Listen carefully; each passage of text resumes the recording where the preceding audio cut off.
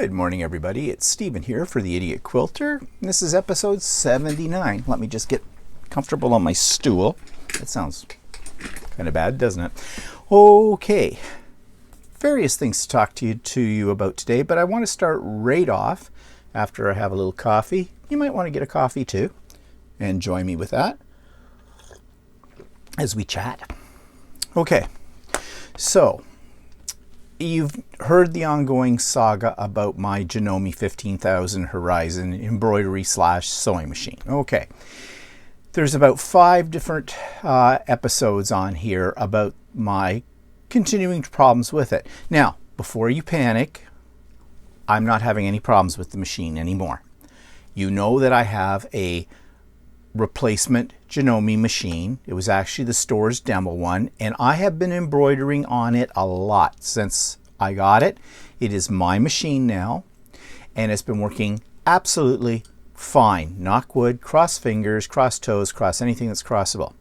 But I wanted to come back to this issue because I think I have a few people worried about Janome from what I have said on Idiot Quilter episodes. I think some of these people are writing comments and haven't necessarily seen the complete series. Maybe I should isolate those out and make them into its own little playlist. I'll have to think about that. But I want to reach out to those people who have made comments specifically about they were thinking of buying a Janome machine, but now I've given them second thoughts about that. And I want to tell you something about Janome, okay? And this is just my personal response. Janome does not sponsor me. Janome doesn't know I'm doing these. Janome doesn't know I exist. Okay, it's as simple as that. All right. So when I talk about Janome, I'm talking about Janome from my personal experiences. Okay. Now, as a company goes in terms of quality of their machines, with the exception of the problems I had with the 15,000, I have not had any other major problems with any of my Janome products. Now, I have several Janome sewing machines. I have an M100, which was my travel machine, still is, but I've got a little bigger one that I'm going to use for travel now, and that's the Skyline S7. I have my very first Janome machine was a 6700P, which I gave to Walter, and he's been sewing clothing on it and no problems whatsoever. I also have a Janome air thread serger. I don't use it a lot, but again, no problems. I have not had any problems with any of those machines. The only machine I had the problem was with the 15,000, and my theory is I got a lemon. Okay? It can happen. You know, sometimes you buy a brand new car and it turns out to be a lemon. It happens. It's rare, but it happens. I now have that problem solved, as I told you. So, no complaints there. Okay? I find Janome has lots of resources out there. They have their websites, and by the way, the best website for Janome to go to is their global site. Just do a search on Google, Janome global site, and that's the one that comes right out of Japan because Janome is a Japanese manufacturer, and it has tons of resources on it that the American and the Canadian do not. In fact, the American and the Canadian sites tend to be more on the sales end of things, telling you what models are available, that kind of stuff, how to find a dealer, all of that. Whereas the Janome global site has more. They have press releases and things like that, telling you about the different feet that they have available and all kinds of other things. So if you've never checked that out and you have a Janome machine, do check out the Janome global site. Oh, plus that, Janome has several Facebook groups. They have a YouTube channel as well. So, I mean, they have lots of resources out there. My biggest beef with Janome is the fact that they themselves will not talk, or at least I have found, they will not talk directly to the consumer. If you want anything from Janome, you have to go through a dealer, okay? Kind of like a car dealership, I suppose. And that's where maybe some things break down, okay? I'm lucky I have an excellent Janome dealer. Shout out to Shirley at Ultimate Sewing in Oshawa, Ontario, Canada. I wouldn't have gotten through the problems I've had with the 15,000 if it wasn't for her, quite honestly. But I've had other people write to me and say they have not been so lucky with their dealers. Their dealers blame it all on them. User error, user error. So if you're thinking about buying a Janome machine, your first Janome machine, and that's what several people have reached out to me about, don't hesitate. All right? Don't hesitate at all. Janome makes a fine sewing machine. Okay?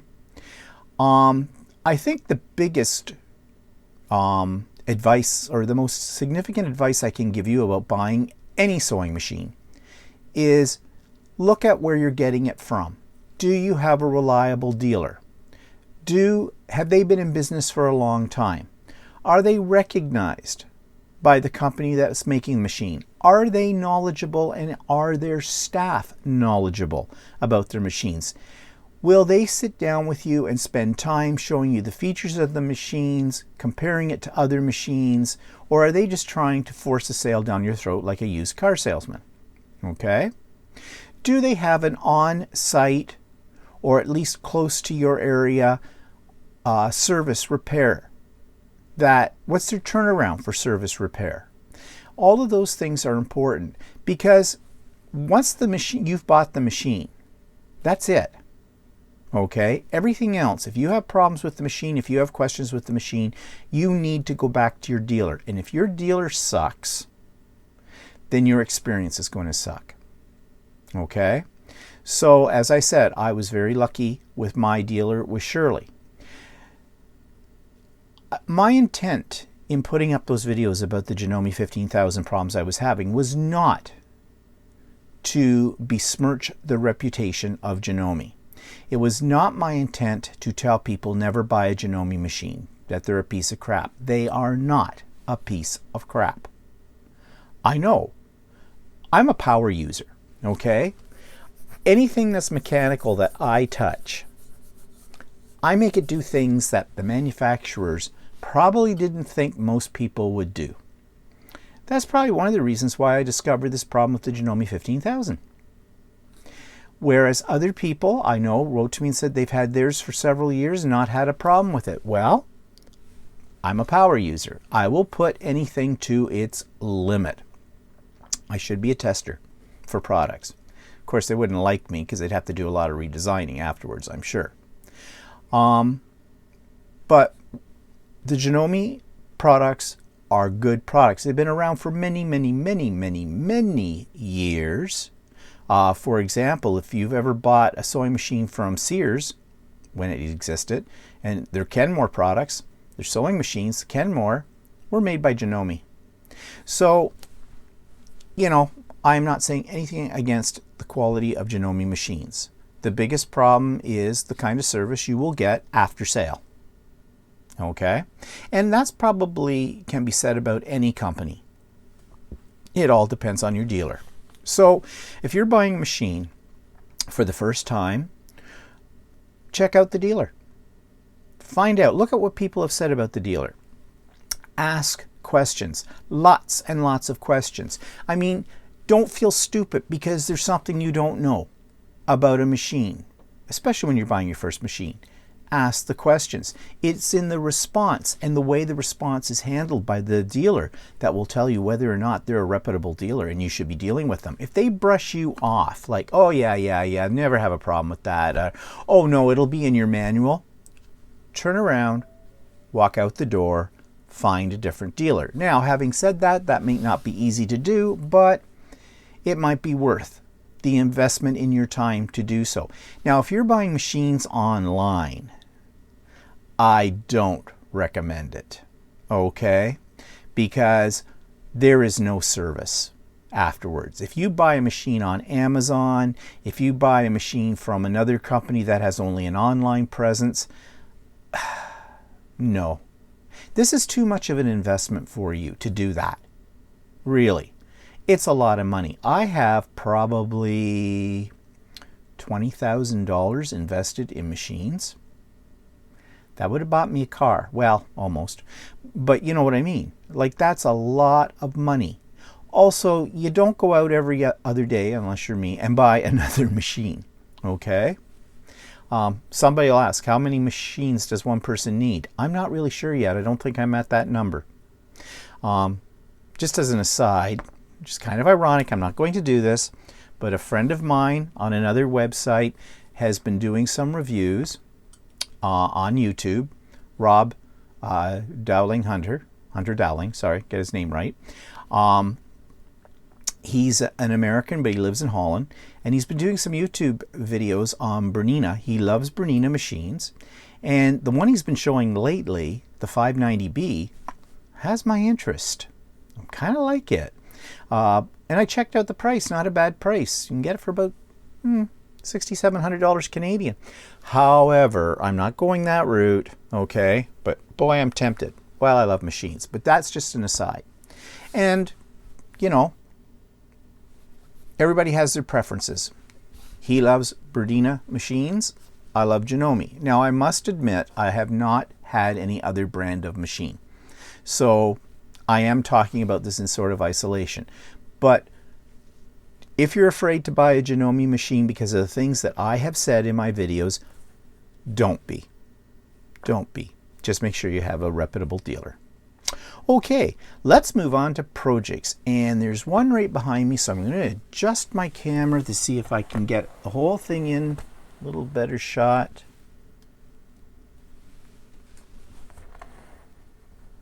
Okay, there you go. I'll move out of the way. I'll grab my coffee.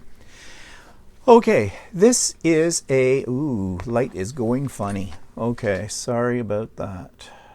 Don't know why. Okay, what's this all about? All right, just bear with me for a second. This is what you get when I'm doing this without editing. Oh, what a pain.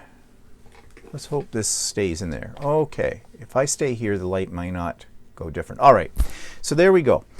I could have hung it down the other way, but it would have hit the floor and you wouldn't be able to see it all. So I'm hanging it this way, and this would be the way it would sit on a table. It's a Christmas table runner, obviously. This is not a pattern, a bought pattern. It's my own pattern, my own device, my own design, I mean. What I started with was, you see the appliques of the snowflakes, the Christmas tree, the stars, and the holly? Well, I had, and let me grab it for you. I'm going to have to remove my mic for just a second, so there's going to be a little bit of noise.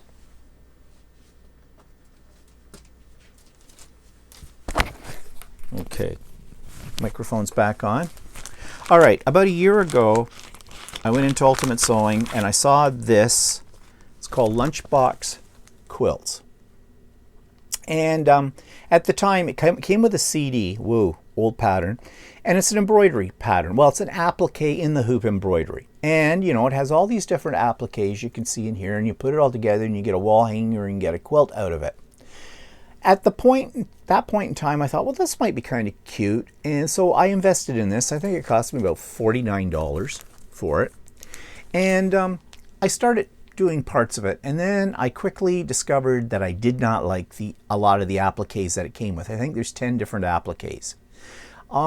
Many of them were very, what I call juvenile. Juvenile, I mean, kind of cartoonish, kind of kid-like. And I couldn't see doing a whole quilt like this. I got studying the design a little bit more and I really didn't like it. So I put it on the back burner and decided, you know, nope, not going to do that. Well, when I was going through things about a month ago for, you know, figuring out what I want to get for Christmas fabric and Christmas projects I want to get started on and that, I pulled this back out and I thought, well, maybe I could use some of the appliques for something else. And that's what I did. I picked 4 that I kind of liked. The snowflakes, the Christmas tree, the stars, and the holly with the berries. So I wasn't absolutely sure at that point what I was going to do with them, but I just took some fabric, I stitched them out, and then I had these 4 squares, which you can see up here in the center of each one. So then I was thinking, now my original thought was, well, I'll make a bunch of those out of those 4 appliques and I'll create a quilt. But I changed my mind. I decided, nope, not going to make a quilt. Let's just add some pieces to it and we'll see where it goes from there. And that's what I started to do. I added flying geese around the outside of it and ended up with 4 blocks in a block from that green square. Oops, you can't see that. From that green square to that green square to that green square to that green square. That's a block right there. So there are 4 of them.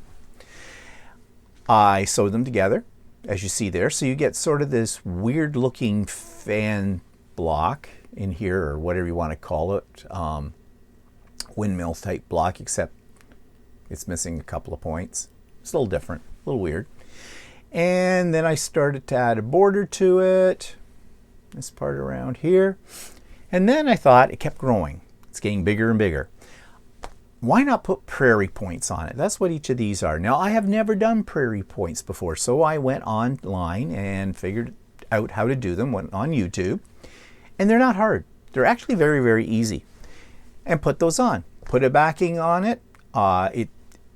Layered it like a quilt, and I quilted. You can't see the quilting from where you're sitting, but I just did a simple, like, wavy line walking foot quilting down it. And lo and behold, that's what I have. And I really like it. I think it turned out pretty nice, but it's big. It is really big, as you can see. So it would work very nicely on a very large dining room table as a table runner. But then I thought, well, wait, this could make a bed runner as well. It's big enough for a bed runner. So I don't know what I'm going to do with it yet. It may go on my bed in around Christmas time. I don't usually decorate the bedrooms, but I've got this. I may use it. Or right now I'm putting it in a bag, and I might give it away as a gift. And that's what I'm doing with these Christmas projects right now, is creating, they're not necessarily for me, but they're in reserve for when I need a gift at Christmas time. Who knows what Christmas is going to look like this year? Okay. Now I might give this to the neighbors. I don't know. So anyways, that's done. But I've been working on other things. Let me drop this down. There we go. I hope the lighting's okay. All right, so I've been working on another set of Christmas projects. And sorry if I slurped my coffee. So I decided to make some placemats. Now, I bought, and you saw it in one of my past Idiot Quilter videos, I bought some really ugly blue Christmas fabric. It was this, it looked better online. I bought it online. It was supposed to be a gradient type of blue. It had snowflakes on it. And when I got it, didn't like it so much. But when I was out fabric shopping last week, I did buy some other blue fabrics. And I went through my stash of leftover Christmas fabrics from last year and found some more blue. So I decided I would make placemats. So I did. And here's one of them. Now, I made 4 placemats. Each one is made from the same fabrics. This isn't the ugly blue fabric yet. I'll show you that in a minute. But each one is slightly different in the placement of those fabrics. And if you look at it closely, let's see if I find one that you can see. Yeah, look in the dark section up here. I quilted them, but I used a quilting motif that I got online, and I did it in the hoop. I used my embroidery machine to do these. Now, I did it in a silvery embroidery thread, so it shows up on some parts. It doesn't show up the same in the others, but that's okay. You'll get a better feel for it if you look at the back, because the back I did it in white. And if you notice the backing fabric, that's the ugly blue one. So I found a use for it. Figured, put it on the back of a placemat, nobody looks at it. Now, when I did this, it doesn't look quite as ugly.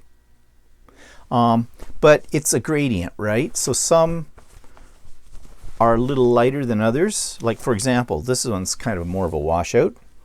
But still, it's the back of a placemat, so it doesn't really matter. So I have 4 of those done.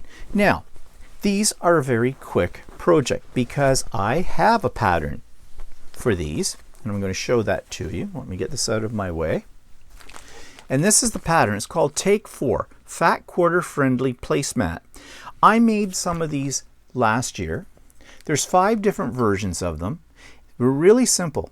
You put 4 fat quarters down on your cutting mat, you square them up, it tells you how to cut them, you flip them in different orders and sew them. It's all straight line sewing, and bang, you've got 4 different placemats that are all, well, they're similar in style and they use the same fabrics, but the fabrics are in different locations. And on the back it shows you the different variations you can have. Now, this is by Something So Fine Quilt Design. Carrie Flanagan is the designer. I bought it in a quilt store somewhere. It's published by quiltwoman.com, and they have a website, so you can probably find this on their website. The website is quiltwoman.com. This is great. It works with any kind of fabrics.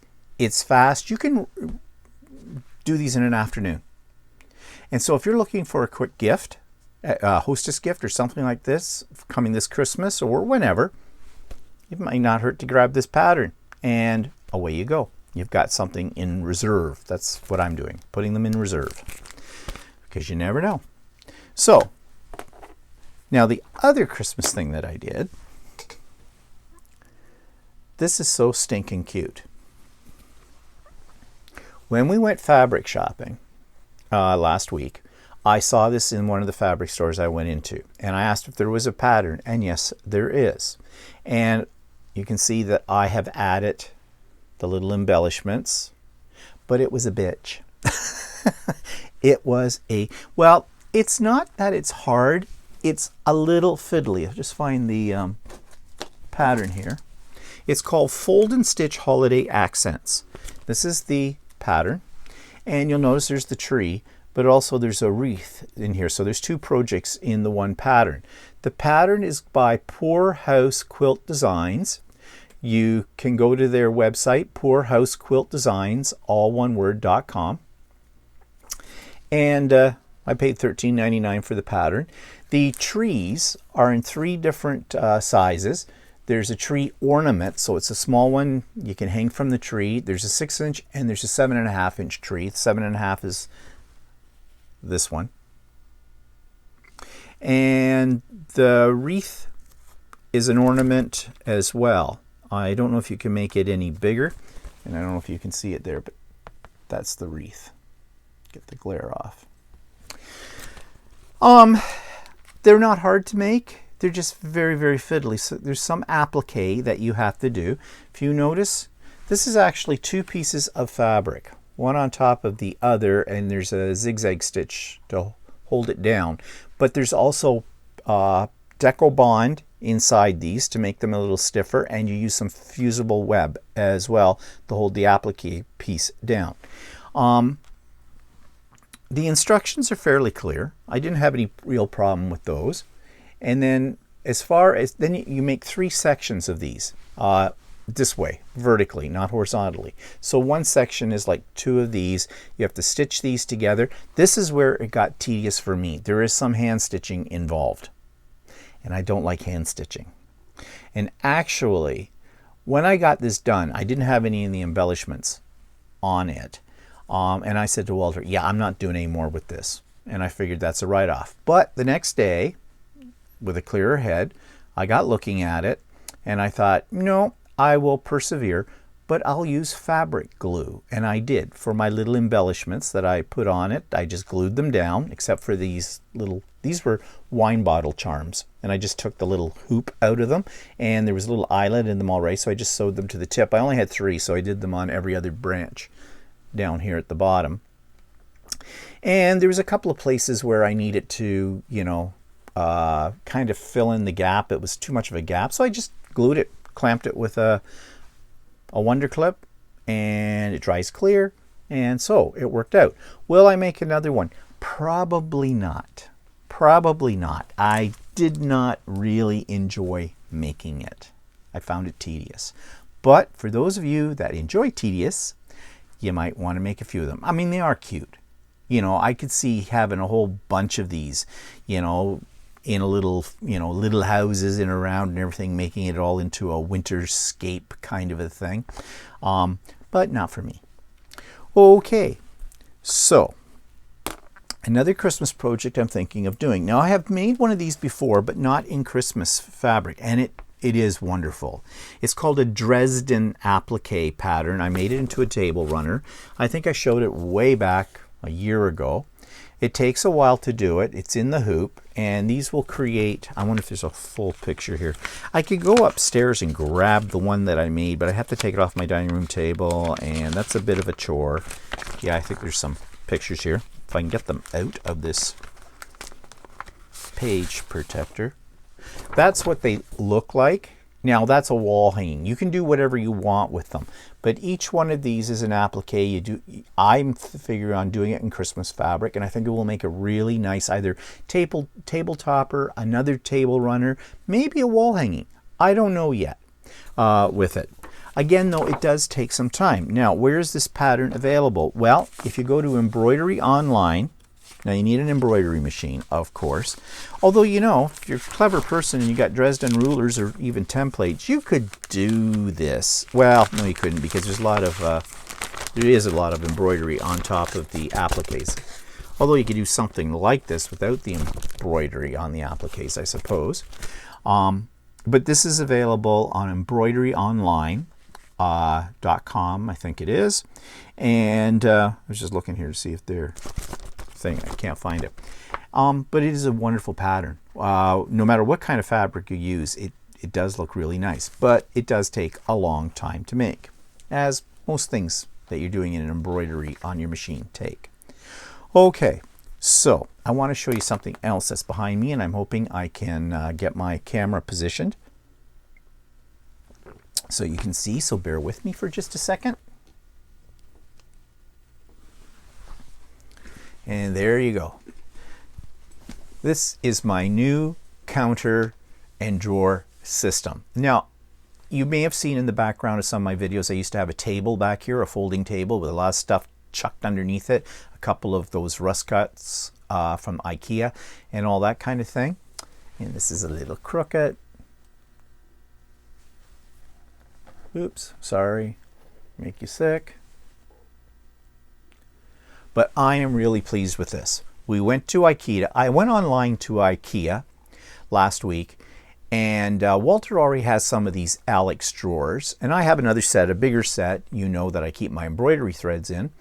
And I figured out the measurements for this space, and I could get a 78-inch countertop, and I could fit 4 of those. Actually, I probably could have fit in one more if I'd wanted to, but I didn't. So there they are. This gives me more work surface on the top, and it gives me what I really desperately needed was storage space. And you can see I have labeled all of my drawers. I'm kind of OCD about that. And yeah, everything is laid out here. My threads, my other types of threads that I have bought, my projects. I've got fat quarters in one drawer. I've got larger fabric in other drawers. I've got stabilizers in here, kits, all of that. And I still have about 3 or 4 drawers that have nothing in them at the moment. My serger can sit right up here. So if I want to use that serger, now it's not plugged in. I don't have an outlet conveniently close to that, but I can run an extension cord over. In fact, I was thinking of doing that, of going out and buying another extension cord, and I would just run it in behind over there and have it plugged in, and so the serger would always be plugged in and I could use it right there on that spot. I'm really happy with this. Cost-wise, it wasn't bad. It's about $500 Canadian for all of that. Each one of those drawer units is about 99 bucks, and it's about 60 or 70 bucks for the tabletop with tax and everything. I think it came to about $509. So, you know, it's not a bad investment. Of course, some assembly is required. Poor Walter. He's had a lot of experience putting these kind of things together. So he spent, after we picked it up, and IKEA has a great way to do things here. It's called click and pick up or something like that. You basically order online, pay for it all online. You pick a time when you're coming to pick it up. You have a 2-hour window. You go, there's a special spot where you park. You text them that you're there with your order number, and in a couple of minutes they come out with it all on a big cart, and you load it up into your car and go bye-bye. So there's no contact with other people really. You're practicing social distancing, you're wearing masks. So it's very safe and it's pretty efficient, and they charge you $5 for that service, which, okay, I know that's a bit of a way of them making more money, but you know, for $5, not bad. I mean, you can have IKEA deliver it, but it may take a month and a half to get it. Yes, out here anyways, we looked into that. And, you know, their delivery date, Walter was trying to get something back in, I think, the end of June or beginning of July. And the earliest delivery date he could get was September.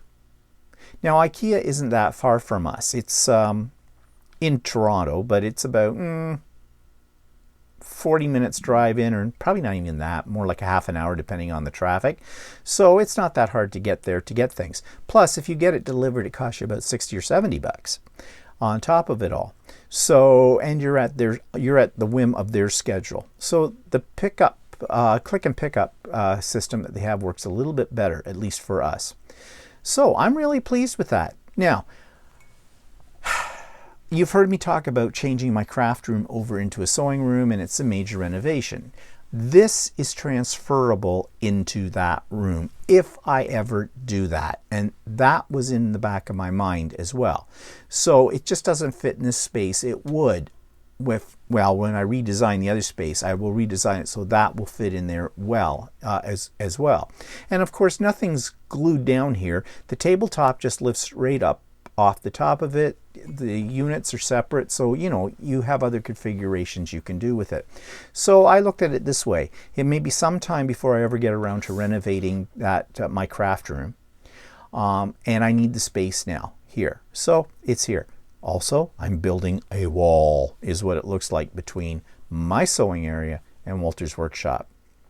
And his workshop, you know, I have it all in darkness over there. There's a reason for that. You do not want to see over there. Not at all. It is a bloody mess. Walter keeps saying, I need to clean that up someday. Yeah, you've been saying that now for about 25 years.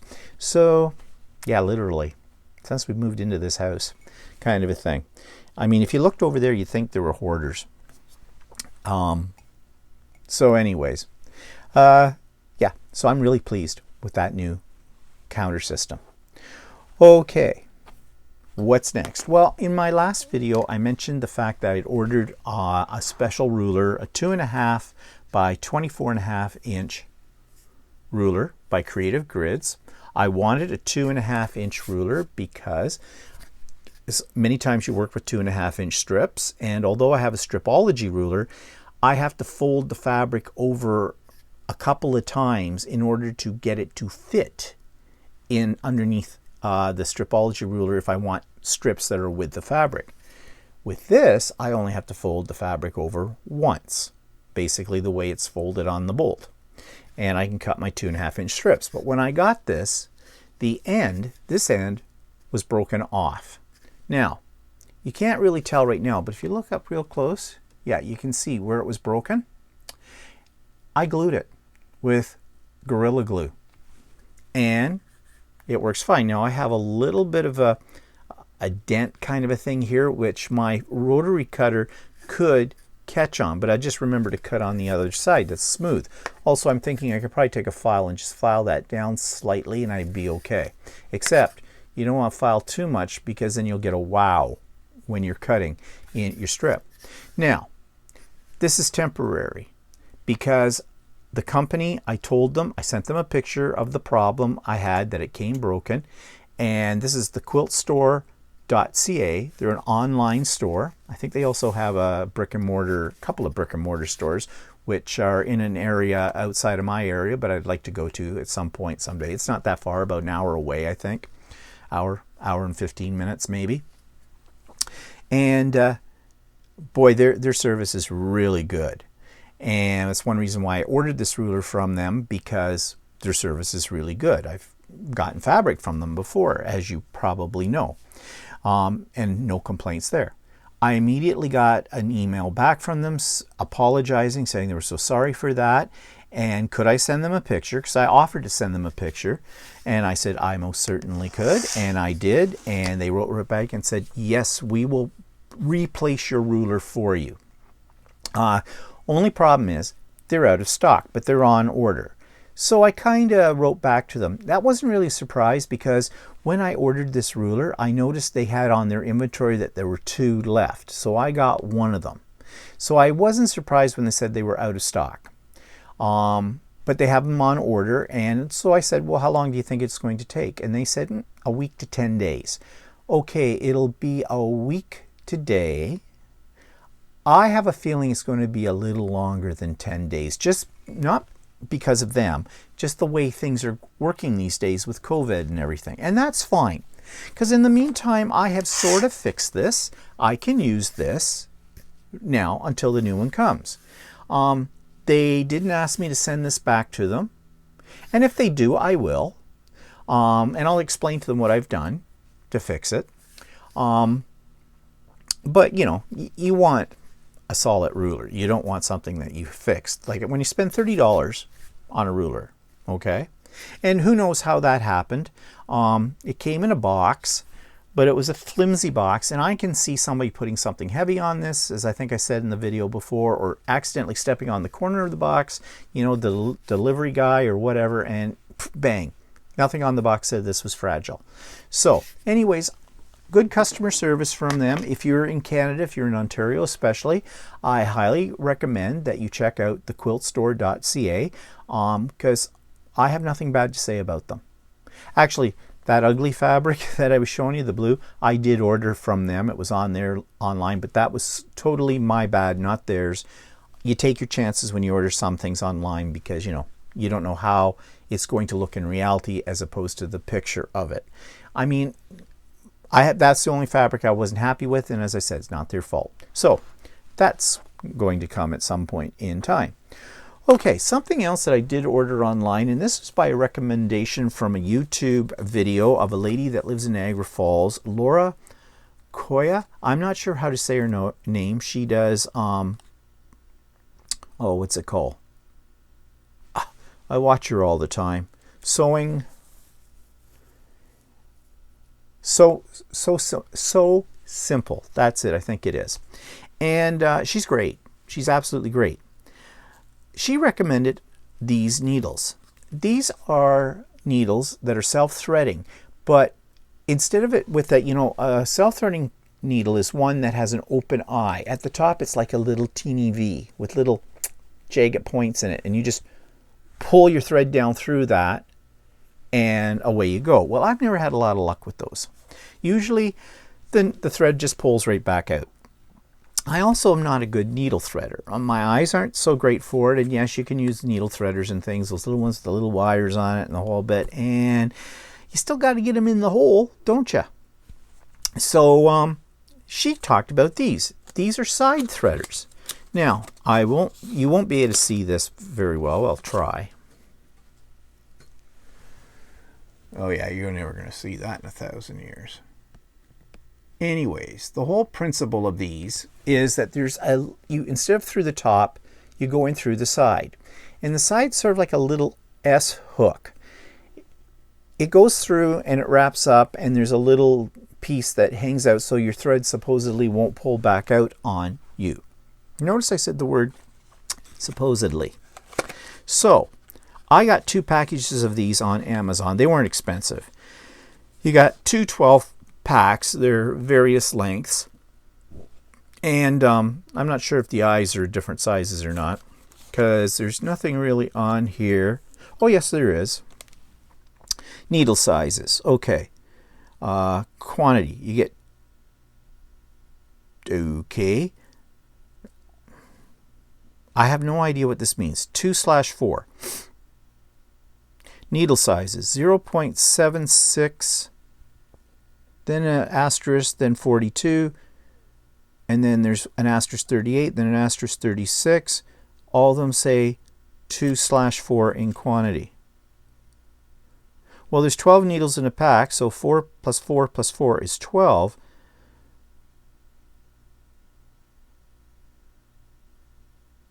No idea what that means. Absolutely no idea. But anyways, okay.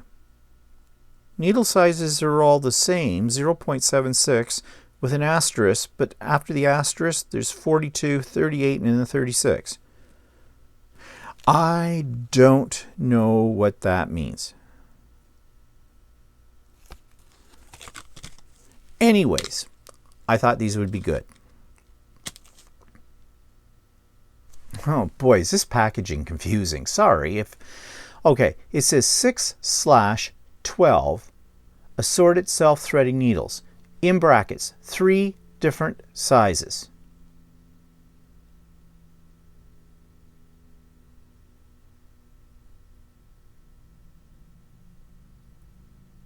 I don't know. Okay, I'm trying to figure out the logic on this. There must be some sort of logic. Okay, let me get back to the point. So I tried one of these. Didn't work. The thread kept pulling back out through the eye. So it sounded like a good idea. Now, having said that, maybe it was what I was sewing, and it was this tree.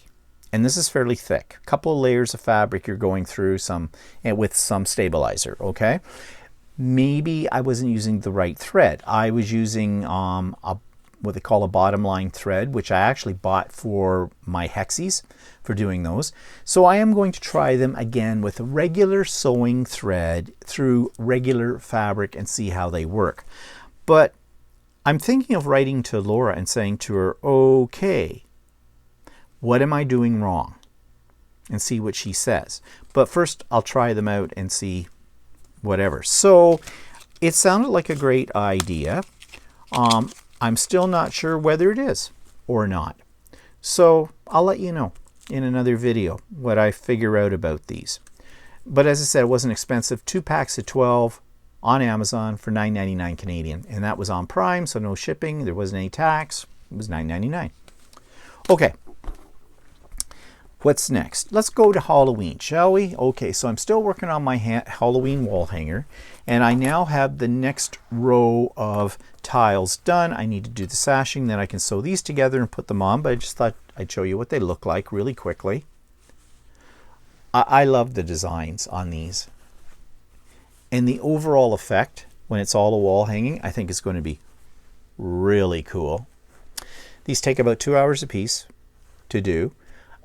But my embroidery machine has been working like a charm. Like I said, I'm a power user, and there's an awful lot of embroidery in these, and this is working out really well. So I may continue on with that later today. The other thing that I bought, I have not started, but I saw these on embroidery online. They had one for last year, and they've just come out with a new one. Last year, they came out with this one. The haunted house. This is what they call a freestanding lace. You do it in pieces, they fit together, and you can put a little tea light in it and it lights up. It's involved, okay? This is not something for someone who just got an embroidery machine to start on. You might want to start on something smaller. But these are very, very popular. And they came out with another design, and let's just see if I can find a picture of that design. Yeah, and this is its design this year for the little house.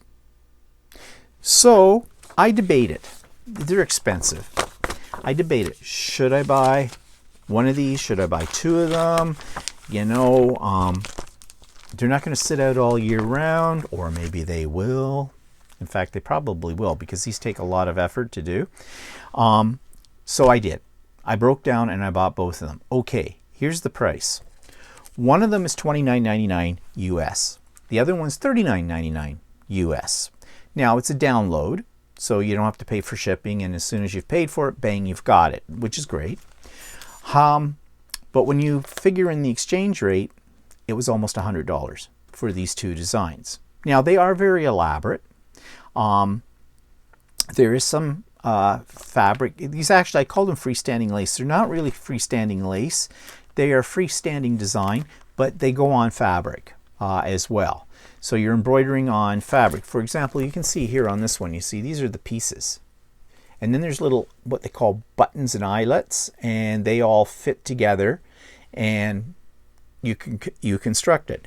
They're a little fiddly, but I've done this kind of design before, and so I kind of know what I'm doing. That's why I say this is not for the rank amateur. Get something a little smaller, try it out first, build your way up to something like this, especially at what they cost. But I've got them, and I'm kind of dying to get to them, get them done. Okay, so many projects, so little time. You've heard me say that before. All right, the other thing I want to show you is, I'm very proud of this, okay?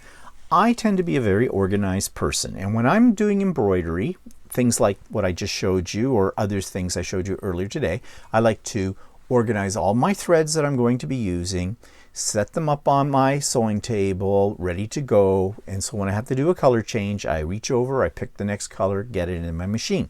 Problem with that is, some of these projects you're not doing in one sitting, and you got thread all over the place. Now I was putting them in little plastic boxes, like, you know, from the dollar store kind of a deal, but they were like, they're all numbered, the threads are numbered, and they were all out of order, and I'd have to hunt through the box for the next one that I wanted. Not the most efficient or organized system. Then I happened to see, and I'm not sure, I think I saw it on Facebook somewhere, some company was advertising for their brand of thread. I think it might have been Isocor, but I'm not sure, which is a major name in embroidery threads. They had these wooden, I think they were made out of bamboo or something, wooden plates that would fit into one of those project boxes that you can get from Michael's or other spots. And it had holes cut where you could place your spool of thread into it, and it would sit in the box, in your box. And so they're all nicely organized. And the little holes that were cut would keep them, the spools of thread in place, and they were numbered according to their numbers of thread. And expensive. You could get a set of these for about $300 or $400 Canadian. And I went, wow, that is like astronomical. Then I got thinking about it. I think I could make something like that using my Cricut. And I did. And I'm going to show it to you. So, as I said, I have these project boxes. You know what I'm talking about. Oops, okay. This just wiped out. Anyways, in this project box, let me just open it up. And yeah, I kind of spilled my threads. Okay, I'm going to stand up for this and hope you can. Yeah, there you go. Okay, this is really just to keep them organized. It isn't necessarily to hold them up on an angle like this. All right, so since I've done this, let me show you. Okay, bear with me for just one moment. I'm going to bring the camera down. Now, I hope you get a better look. Yeah, here we go. Okay, so you see what I've done in here.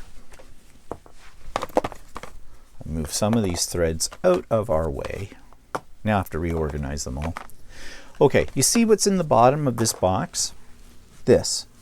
I designed this in, and it's coming apart. Wow, I really should have been better planned for showing you this. Okay, I cut this in my Cricut. I designed it in my Cricut and had them cut out the little circles in a piece of 12 by 12 scrapbooking paper. Actually, it's cardstock. It's a little thicker. Now, one layer wasn't thick enough. So I think I cut 5 of these. I glued them all together to make it a little thicker. And this tape that's coming off here is electrical tape, black tape, just to seal the edges. I used pop dots. If you're a crafter, you know what I'm talking about. They're little glue dots to hold it into the base of this box. And each one of these, the spools will fit into. Now, before I decided to tip them out all over the place, I had these threads all organized in numerical order, according to the number of the thread. And that corresponds to the number when you have to change a color in the pattern. I can get 1, 2, 3, 4, 5, 1, 2, 3, 4, 5. I can get 25 spools in this box. And that's pretty good for most projects. Now, actually, for the projects I'm working on with the Halloween, there's actually 27 colors. So I just kind of drop the other ones down in like this. But the beauty of this is when I need whichever color I need, it's in numerical order. I go to that one, I pull it out, I put it back in here. And since I'm not doing it all in one sitting, I just close the lid and I try not to turn it upside down.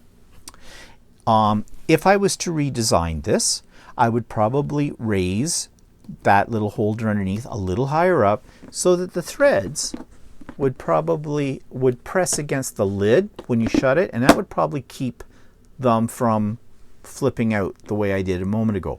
But this is not meant, I didn't design this for storage purposes. I designed this for organizational purposes, just to make whatever I'm working on at the time easier to find the threads that I need to use. So you might think that this is stupid. I don't know, but it's working for me. So let me bring you back up. And so instead of all my embroidery threads all over on another table or something like that, and I'm go hunting, just going to straighten you, and I go having to go hunting for them, there they are, right there. Now I have to reorganize them because I spilt them all over the place, but it does work, okay? And I didn't have to pay $300-400 for it. Okay, last thing on today's video. Craft and chat. I am putting in the show notes below the link to the next craft and chat. If you're new here, what that is where we get together on a Zoom session. The next one will be September the 2nd at 1:00 p.m. Eastern Standard Time, my time zone. And we talk about what we're working on. We talk about what products we like or what we have. It's just a general, informal discussion. Get to meet other crafters. And when I say crafters, this is every kind of craft, not just sewing, not just quilting. It can be mixed media, art journaling, scrapbooking, card making, paper crafts, whatever. And we've had our first one, and it was very successful. And I have the recording. I recorded it and I posted it on my YouTube channel, so you will find it there, Craft and Chat, if you want to check it out to get a feel for it. It's just a chance for us to have a friendly chat about something we love to do and try to keep away from being political or talking about COVID or anything like that. Just talking about what gives us joy in the crafting world. So the next one, as I said, will be September the 2nd, Wednesday, September the 2nd at 1 p.m. I have the link to it, the Zoom link for it, in the show notes below. So if you click on that about 5 minutes before 1 o'clock, then away we go. And if you've got something you'd like to share with us, you bought a new product, or even if it's an older product but you've been using it and you're loving it and you want to talk to us about it, or even if you're not loving it and you want to give us some advice about it, that's fine. If you want to show us something you've been working on or you have worked on, don't be shy. This is a safe place. There is no criticism. There is no negativism. Negativism? Is that a word? I don't know. But we're just there to share and enjoy each other's company, each other's projects, each other's ideas. Okay? So I hope you can join us then. Okay, so that's it for me today for this version of Idiot Quilter. I hope you gleaned something out of this, and we'll see you for the next one. So have a really great day. Bye-bye.